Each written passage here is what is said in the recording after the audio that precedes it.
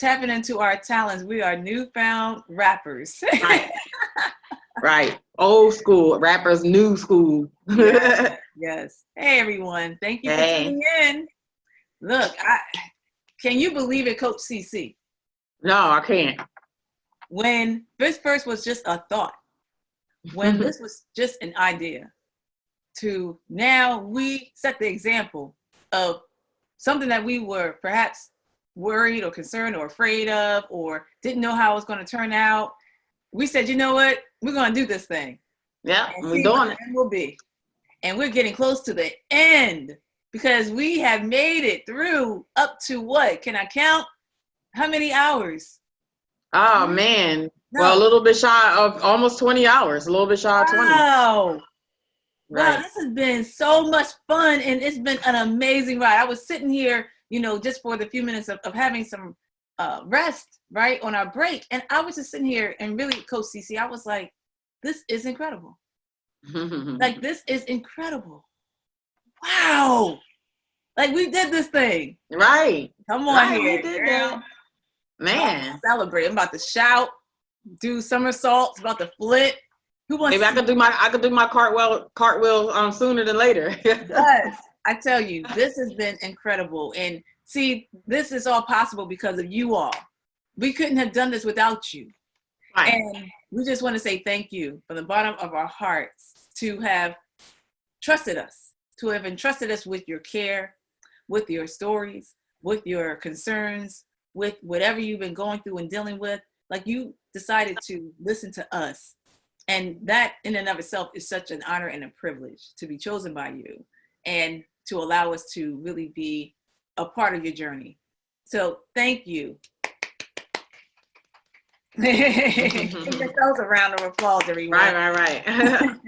This is Dr. Sarah Renee Langley, CEO and founder of Lead Her International, where we're all about doing and helping you with your ABCs, which are achieving, becoming, and conquering your personal and professional goals by way of my premier counseling, coaching, and consulting services to inevitably help you to be your true, highest, bestest, realest self. And bestest. Yes, bestest. And I am Coach CeCe, and I am the CEO and founder of Life as You. Life stands for living in fervent excellence as you, where you are enough. And so our goal is to help you to catapult yourself into living your best life by providing you the tools and the resources that you need on an individual and a unique basis so that you can begin to shine and manifest the things that you desire. Amen to that. I gave them the short version all this time. Every time I would introduce you when you weren't on, and I would talk about a little bit of caption of what you do, I gave the short version. I like short versions because it's been a long day. You know what I mean? So we need short versions sometimes, But yeah, it's all good, man. It's been a long day, but it's been a fruitful day. Yes, it has. It's been an awesome, productive time. And we didn't know what this was going to look like, but I just thank God that we were just still saying yes to it and that we were going to do this and see it to the very end, because there's someone who needs this. Someone like yourself out there needed this. This wouldn't be if there wasn't a need. And because it was a need, we became part of your solution. So again, thank you, y'all. All right. Amen. Mm-hmm. So now we're going to talk about, in this segment, relationships. And this is really by popular demand in a way. This is one of the topics that was a hot topic because this is a real topic. It's a real topic during this pandemic. All of the topics that we have discussed have really been, of course, really important. It's interesting how this particular topic, honestly, may hit home for some of us. And what is it that we can do to help you out in the situation? So Coach CeCe and I were talking about relationships, and in the sense of two facets that we really want to address. One is for those of you who may be in a violent relationship, going through domestic violence. And for those of you who are co-parenting and going through it outside of everything else that you're dealing with, but now one of you can't see your children. And you're like, wow, what can I do? How do I now it have you feeling some type of way, having you being upset with the parent, your co-parent that you're sharing the kids with, and you're co-parenting with them. You're upset with them because they may not be letting you see y'all children, and Mm-hmm. things are not working out, and it's causing friction and tension, and it's just the stress on you not being able to see your child, let's say, with all the other things that you're dealing with, or you being the one that have the children and you're making that executive decision, or some, let's be real, are using this situation to their advantage and causing more friction and tension. It's just interesting how the dynamics of all of this is outside of what we've been looking at for face value, but this going deeper, what Mm-hmm. you have been really dealing with personally to this degree, these type of dynamics. And so we don't want to leave you out. We definitely want to be of support to you and of assistance, and give you the tools and the resources and the information made available to you to help you through this time. Right. Man, we were just talking about, we left off in our segment. I get lose track of what we did, but we were talking about like school, right? We were talking about like teaching and homeschooling and parenting in that regards. And then I brought up the question of what about those who are outside the home and they're co-parenting and then now they can't see their children. Right. So what happens? What kind of friction is that causing? Especially if the parenting, the co-parenting didn't have a strong foundation, before this pandemic came, right? And so now how does that look? Are these two working together when seemingly before they couldn't, right? But so this situation has a way of bringing people closer together, as we've seen and we talked about in many instances throughout this past 20 hours or so. But unfortunately, the situation can have a way of driving people further and further apart, right? And so children are loved by both parents, and no one parent loves the child even more. I'm not going to even get into that debate. And so they equally have a right in most instances to see their children. But when one is outside the home and then the children are in the home of the custodial parent, and that the other parent wants to come over, the question to the custodial parent is, well, where have you been? I don't know where you've been. Maybe you've been, frolicking and lollygagging or in the streets, or, communing with more than 10 people, or maybe you still at the club, I don't know, or, whatever. And I may not want to put my children's lives in danger. And this could be very well be a legit, reason, right? And so now, how does that work? So, I mean, I think in that regards, it's going to take more of the parent who may know what they're doing to understand, like, hey, well, you're right, and be a little partial to the other parent. But what about where they're at home and they've just been waiting for the kids all week, and so now they just want to see the kids? Like, they're not the one that may have been being disobedient or just doing whatever they want to do in a time like this. Do they have a right to see their child now because of the coronavirus? Do they not have the right anymore? So these are some questions. Another good one that I thought about was child support, right? So what about the people who pay child support and maybe can't work right now? Are they getting the slack from the other parent? Like, oh, you ain't paying child support? Like, how does that work? Because I know, unfortunately, in a lot of relationships, these men have legit reasons of why they can't work, and that they don't bring home enough money to live and do what they need to do. Like, they just can't find a job. It may be something legit. And this is one of those legit cases. But you still have some of these other parents that don't care, right? And then they use the children as a weapon while you can't see the kids. So I can see how that's definitely part of it now. Like, if they had any more better reason to say you can't see the kids, are they using the coronavirus as an excuse? You know what I mean? To continue on their old patterns and their old ways of just trying to be in control of the situation and manipulate it, and to punish the other parent who is not the custodial parent? Like, what are your thoughts on that? What do you think is happening as it relates to child support and those who may not be able to find jobs or have jobs and be in a position to pay child support, and do you think that's negatively affecting their situation even more? What do you think, Dr. Sarah? Of course. I mean, it's adding to the dynamic. It's already stressful enough. People are going through their shock and their panic and their fear and their stress and their anxiety and their depression. They already are going through it, homeschooling, going through it in terms of having their hours cut, being at home now, feeling lonely, the social distancing.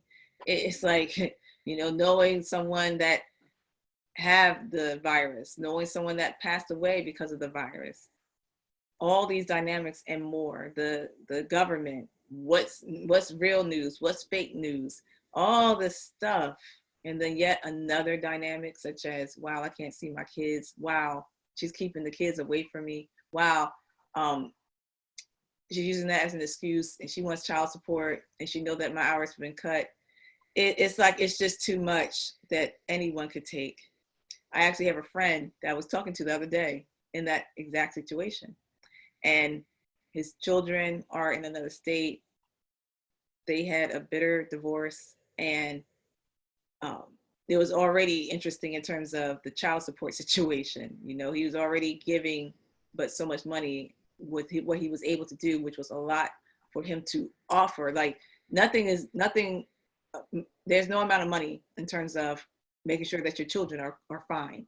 But for him and many people, they're like, whatever, they already giving out more than what was stipulated by court. They try to avoid having the court to decide how much to give. And so for them, they're like, you know what, I'm giving more than what I can, more than what I can to try to appease the situation, make sure that my kids are taken care of without the spouse having to, or the person that's divorced now, my ex, having to say anything to try to get more. But then they turn around and they ask for more, and then not being understanding, especially at this time, and giving that pressure, like, oh my God, because right. The one that had the children, it's like, oh, I got to do whatever I need to do. I got to, provide for the kids. And I was depending on that extra money. But now, I don't have that extra money now. And now I definitely don't, justify to pressure, my ex to bring up the money because these children need whatever they need. It's like, it's just a daggone hard dynamic to deal with. Mm-hmm. I can't imagine what people are going through in these scenarios, Coach CeCe. Right, we're gonna have to pray for them, right? Because we left those people out. I mean, I don't know. We pray for everyone, but specifically because you're so right. Like, I mean, I heard that the justice system doesn't favor the fathers, right? And I don't think that's fair at all. Like if the guy makes $1,000, they want him to give $800 in child support. Like how? What? It's just so lopsided, and it's like a lot of these systems don't care, right? And so what you can have in a real way is stress of these women or men, because it depends, being an influence, and maybe if they're now out of work, like, okay, I need more money. Right. So going to court, when we can go back into courts in the next couple of months or few months or whatever, filing new cases, asking for more money, when that guy or that woman, that other parent, the non-custodial parent, had been in the same situation, whereas they may have lost their job, they may have been furloughed or have less hours, or maybe they didn't, but they were just giving all that they can at the time. And now because of the stressful situation is now affecting the custodial parent, they're saying, well, I need more. And what happens when they can't pay more? Then you got more men whose licenses are taken, and in a real way that means that they can't even go to work now. And then now everything start crumbling down, as it is already in the child support system, and then you have many people in jail. This is a mess. So we have to pray for the hearts of the custodial parent, that they will have a heart of understanding. Right? They have a heart of sensibility, and they have a heart of working together. That we have to pay for the non-custodial parent to continue to do what they can, to be honest, and to be communicative, respectful, understanding, like just all of these things between the two parents. that has to go on in order for us to be successful, because at the end of the day, it's about the child, right? Yes. And Yes. I'm hoping that none of this happens, right? But you have to talk about it because it's a possibility. But in fact, what happens is the reality of it all is that, one or both parents could not be here today. They could have contracted the virus and died, or maybe even the children, right? So can we all just get along, right? Can we not go into the fighting stance? Can we not fight because, can we just love one another? If we're loving each other now, when it's all over, can we still love each other? Yeah. Right? Can we not go back to some of our old ways? And perhaps, God has a plan, and He has a way of change, making things change. And maybe, just maybe, some of the things that we were currently doing, He wants to change. And so let us not go back to some of our old ways when we've experienced some new ways, just because it seems to now be normalized. So we definitely need to uplift both of these parents in prayer. Yes. And here's the thing too, in all of that is amazing to do, that we will definitely keep you all lifted in prayer. Yes. Partnering with you and letting you know that it's going to be okay. It's going to be all right, that you will get through this. And here's some other tips that can help you out in the situation. We talked about this in one of the segments. There's a 3-part process so that you can be the victor in the situation as opposed to the victim. So we talked about the fear, the learning, and the growth. Right. That was awesome. A decision that you're not going to let this thing control you. You're going to control it. Control what you can. You may not be able to control your ex. You may not be able to control the situation. You may not be able to control about how things are going down regarding everyone and their money and everyone and their jobs. But what you can control in this situation is yourself. Make a decision that you're not going to let this get the best of you. Then from there, you're going to face the fear. What are the issues that you're having concerning this matter? Oh, I miss my children. I really want to see them. Oh, he or she is going to take full advantage of this. They're going to get me at the end and make me go to court.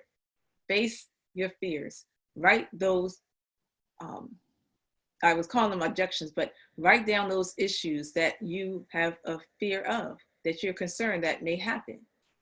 Write them down, become aware of it, become more aware of your feelings, your thoughts, your behavior, your attitude about it. Focus on that, sit in it. Because when you sit in it, the answers do come. The answers do come. You got to go through. It's not about you pivoting and going around and going over and going through and trying to hack this thing and trying to cut time in half with this. No, it's something that you have to learn, by which you need to also keep in mind that you were built for this. You see, God doesn't allow you to go through things that you are not ready for. He makes a way of escape. And so the way of escape is actually you dealing with yourself in the situation, being able to control how you feel and how you think and how you respond and how you react by sitting in your feelings and your thoughts and your behavior, like being able to be aware of how you're taking the situation, your fears, talking about those things, writing those things down, get it out, so that now it makes room for the answer, the inspiration, whether the answer for today, because it's about you being present right now, not concerning yourself with the cares of tomorrow, but what is going on right now. So now you get a hold of your peace, you get a hold of your rest, you get a hold of understanding, and be like, you know what? I'm just going to trust God in this situation. When it's out of my control, when it's beyond me, that means God's going to step right on in. And you'll be surprised how the situation may turn around in your favor every single time. And if it seems like it does not, that you were still built for the situation, you were still able to handle it in some form or fashion, it's going to work out in your favor somehow, some way. But just be open and flexible to how that looks like, and that you get a handle of yourself, being in control of yourself. That's the way that you control the situation, by being in control of yourself, and start looking at the inspiration that gives you the creative ideas of how, and opportunities of how you can still connect with your children. You may not be able to see them directly, or, but maybe perhaps through technology, you know, Coach CeCe, I'm telling you the truth. You're gonna be a doctor. I've been calling you a doctor all day. Hey. Hey. I was just looking into a doctoral program like a week ago too. Look at that! Look at that! Look at God! Look at God! And people have been doing like reunions on Zoom. The people been keeping in touch with their family members, talking to them. It'd be like 100 of them strong, all on Zoom, like scheduling a day and time to see one another. That could be one way. Like if you're concerned about not being able to see your kids physically, right, and being able to physically hug them, use technology to be able to connect with them. But again, you control yourself. That's how you control the situation. And you may be surprised of the pleasant result that will come out of it. And if it seems like it wasn't a pleasant result, that you were still made for it. What is the fear that you're going through? What are you learning from the situation so that you can actually, in the end, you grow. You grow from it. You grow from it. You still be thankful. You're still appreciative. You look at the whole situation from a different standpoint, a different perspective, so that you are able to rise to the occasion and come out on top. So what do you think? Amen. Well, I like what you said about like trust in the process, right? That's pretty much what you said if I had to sum up some of what you said. And I wanted to give a real life testimony. My testimony. Yeah. So I'm putting somebody out in Front Street, but I won't mention no names. But if you know me, you might know him, but whatever, right? Because it's my story. So, I was married, and I was married prior to having my child. Had my youngest daughter, and we separated when she was about 10 and divorced when she was about 12. That's that story. So she'll be 20 this year, right? So once we separated, we both came up to an agreement based on how much he made that this is what he would pay. So in the beginning, it was great. Then he got into a relationship and it got kind of messed up, right? But then he kind of got back on track. But the last couple of years of when he should have been paying the child support, which was still the same amount that we had deemed some 8 years earlier, right? He did not do for 2 years, those last 2 years. So I can't tell you how many times I had the paperwork done twice. I was at the court asking questions, got some legal counsel, everything. And I'm like, no, I'm going to go. This is not right. I'm going to go and I'm going to file. I'm going to hold them in contempt. Right. And so that was added stress, just going to the court, finding out the process, holding them in contempt. And I actually did have some sheriff go to his house or, serve him, but I had the wrong address, wasted $50. I was so mad. Right. And so I put it on the back burner, and I revisited the situation, and then I just never had him served again. And by that time I was just like, nah, God's got me. Right. God has her too. It's going to be okay. Right. So I had to weigh what was more important at the time. The money that I was getting from him, which remember hadn't increased to 8 years. So I wouldn't say it was insignificant because any dollar amount helps. But the money that he was supposed to give, and now it's been 2 years behind. I mean, I can still talk about that. I can still say, well, you owe me X amount of money. Or I could have said, you know what, I trust God, right? And he's going to take care of us. He's going to supply all my needs, and I'm going to have more than enough. And so that's the decision that I made. I could have, I'm not saying that it was right or wrong, because any parent have the right to. I mean, if you have a child, it's their responsibility as well. Babies aren't made by themselves, right? So I definitely had the right to go ahead and pursue it, but I just didn't want to expand that energy. I just didn't want to do it. And so can I tell you that it didn't matter?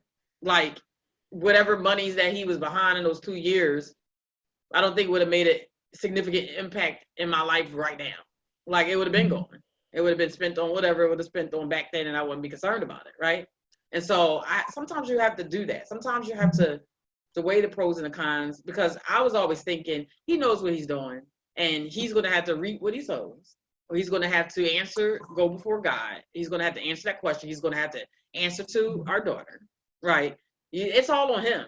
I'm doing what I'm supposed to do, and I can't control what he's supposed to do, right? And so it all ties into the prayer, the serenity prayer. God grant me serenity to accept the things I can change, to change the things I can change, to accept the things that I can't, and the wisdom to know the difference. So I couldn't change whether he was going to make the right decision or not. And all I was doing is getting up in arms, taking off of work, going to court, trying to find time on my vacation. You know what I mean?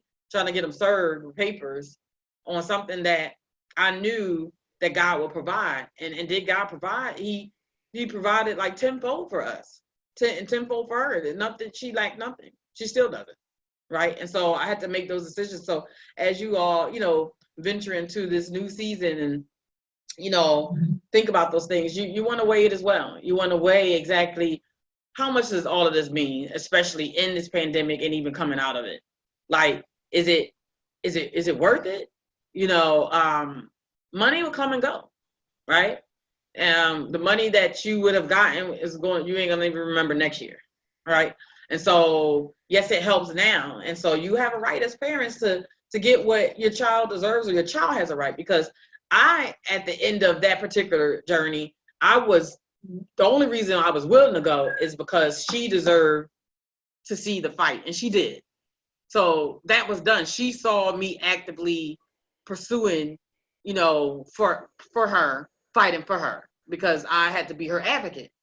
Like, I didn't want her, of course, to see, oh, well, because it was like, well, dang, mom doesn't even fight for me. So she saw the fight.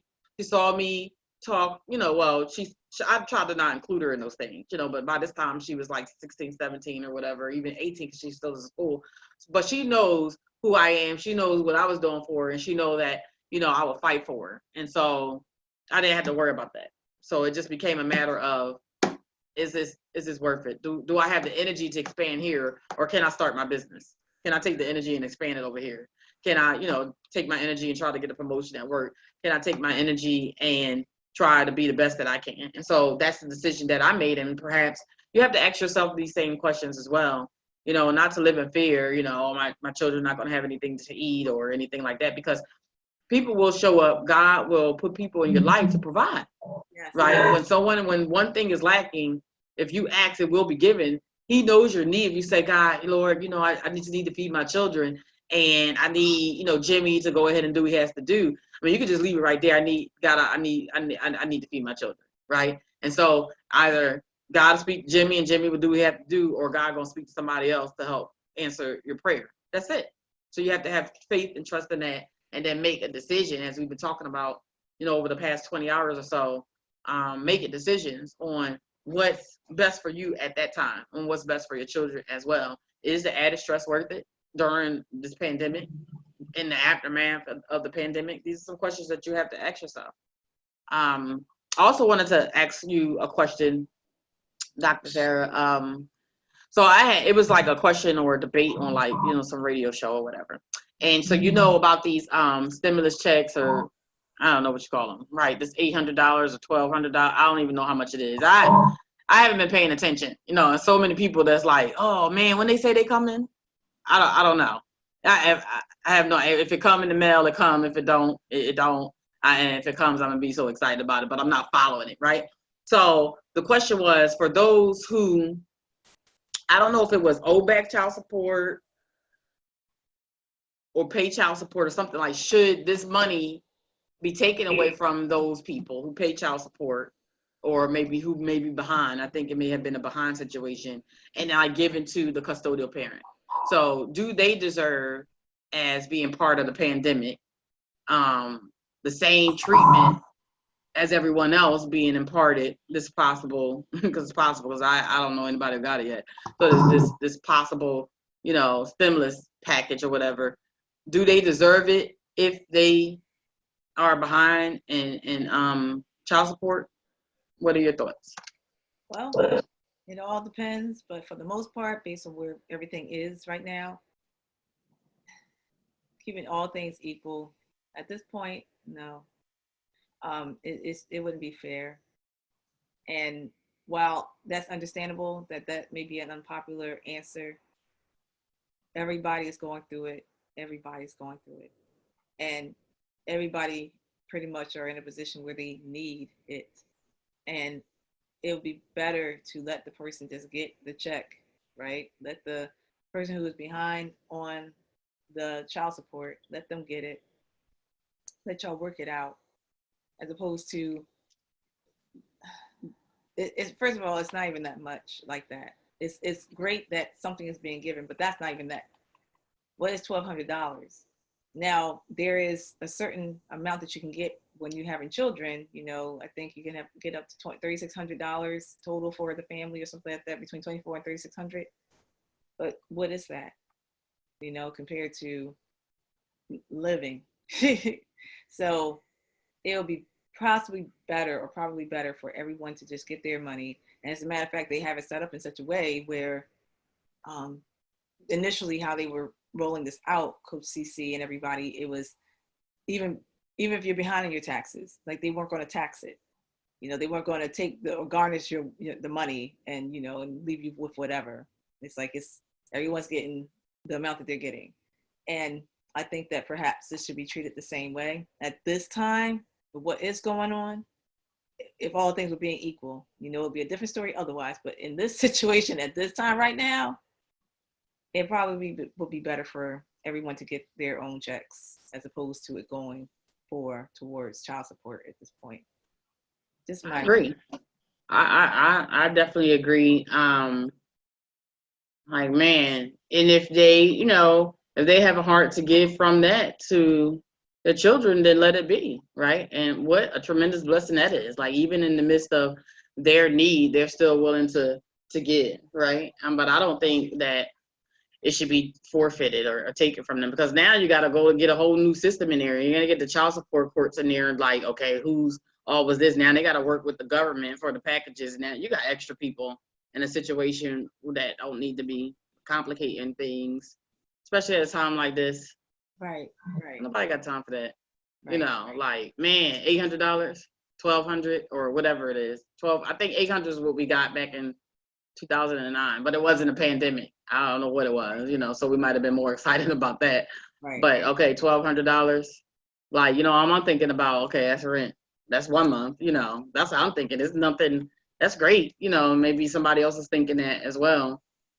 But yeah, let whoever, you know, get whatever and do what they have to do, because, man, we're going to, you know, I don't know. We could be definitely stepping into a situation that we think we ain't seen nothing before. Mm. It's a possibility we really ain't seen nothing. Homelessness going up, homeless people. Man, because how many? What did they say? People are only like 2 or 3 months away from homelessness. Yeah. Right. Right. So we've been in quarantine for 2-3 weeks. Maybe 2, 3, 4 more weeks. I mean, like, by the time possibly, you know, we get out of quarantine, for those who may not been able to work, that's exactly the amount of time to be homeless, right? So we're hoping that these banks for mortgages are working with them, or that these you know, landlords or apartment complexes are working with them. But I think that may be a sign that it is time for us to, okay. wow, what happened? Oh, the froze. Froze, and perhaps that just means that it was a segue into taking a break to give. Oh yeah, but yeah, I think it's definitely a segue into taking a break. But but yeah, so we just wanted to, you know, spend a little bit of time talking about relationships as it relates to each other and child support and parenting and things like that. So I guess when we return, we could talk about a little more serious subject, which is domestic violence, and now how does that look with the current situation? So okay, I think that's a great idea, Coach CeCe. Thank you. All right, everyone, we will be right back. We're going to take a few minutes of a break.